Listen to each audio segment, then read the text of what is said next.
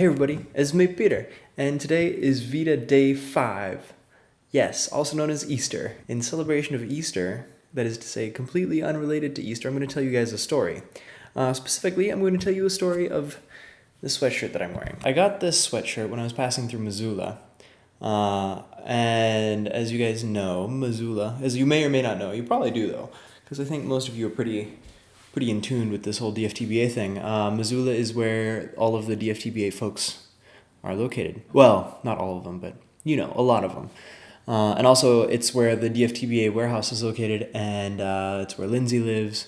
And so, how the sweatshirt is related. So, one of the first few days I was in Missoula, Lindsay took me out to the warehouse because she was running errands, and it was the coolest thing ever. I got to see the warehouse, and I got to meet Matthew Gatos, which was the coolest thing.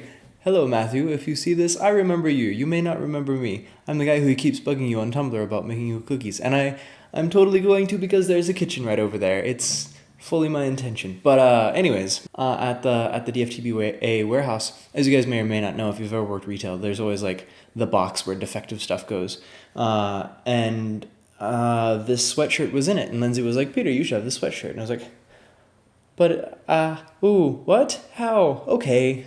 And so I took the sweatshirt.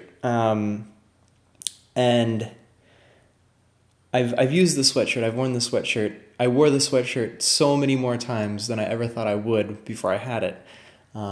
Because, being in Missoula, that was one of the first stops on my trip. And so, when I'd be driving and it would be cold, I would wear the sweatshirt. When I found myself, somewhere and for whatever reason, I needed an extra layer, I kept it in my car.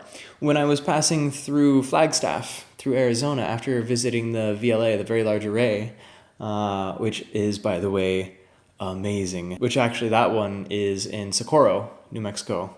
Flagstaff has the big telescope on the hill. I can't remember what it's called, but I went to both of those. Anyways, long story short, I went camping up there. And I kind of forgot that at high altitudes, it gets cold.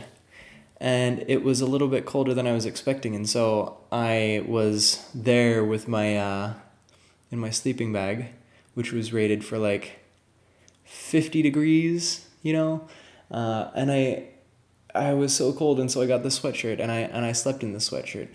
And it is just so cozy. And it has been with me every step of the way for my trip, and I love the sweatshirt so much. And I never thought that I would have a hoodie or some item of clothing that I would have so much invested in, but this just random unwanted hoodie that was in a box, that was not seen as suitable for sale, it kept me warm when I needed to be warm, and it's gone with me everywhere I've gone, and who could ask for a better thing? And it's kind of weird because I maybe have mentioned this before. I'm Buddhist, or loosely Buddhist. I kind of was raised Catholic, and then in my adolescence I decided Buddhism was much more my thing. But in Buddhism, one of the things is you let go of worldly desires and this desire to possess things, and so generally I'm not too attached to things, and it kind of got me, having said all of that about this sweatshirt, the attachment that I have to it, and this is an important thing to remember, is that I don't have an attachment to the sweatshirt. Yes, I appreciate that it keeps me warm, but the thing that I like about this sweatshirt is the memories that have formed up around it, and its utility that it has given me. Because ultimately it could have been any sweatshirt. This one just happened to be the lucky one. And there's this idea. So my nephew, Ricky, hey Ricky, in case you're watching this, a few years ago, I came home during one of my holiday trips, and I saw, I had another hoodie, because, hoodies are great, and he liked it. And I was like, well, this hoodie has been with me on trips. Different hoodie, by the way, not this one. This other hoodie has been with me on trips and has kept me warm. And how great it would be to give it to my nephew so that it can keep him warm in his life and in his journeys. And I think, I don't know, but I feel like that's a different kind of attachment.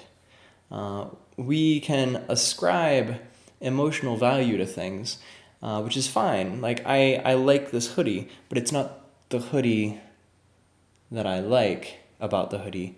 It's not some intrinsic hoodiness to this. It is the experiences that I have in my heart and in my brain that I associate with the hoodie that make me so fond of it.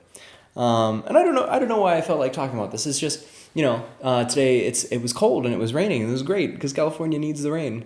But as I was wearing this, I got to thinking, this hoodie and we have a history. And I kind of decided I want to tell you guys about that. So, yeah. Yeah. Do you guys have a hoodie? Let me turn this around. Do you guys have a hoodie or a sock or a pen or some object that you have this kind of emotional investment in? And if so, what is it? Let me know what it is. I want to know what brings you comfort. What kind of memories do you guys ascribe to these things in your life? Let me know down in the comments or on Tumblr or wherever, because I'm curious and I want to keep this VEDA thing going. So, yeah. All right, guys. That's all I got. So until next time, I will talk to you later. Stay safe, stay classy, and stay awesome. And I love you. All right. Bye-bye.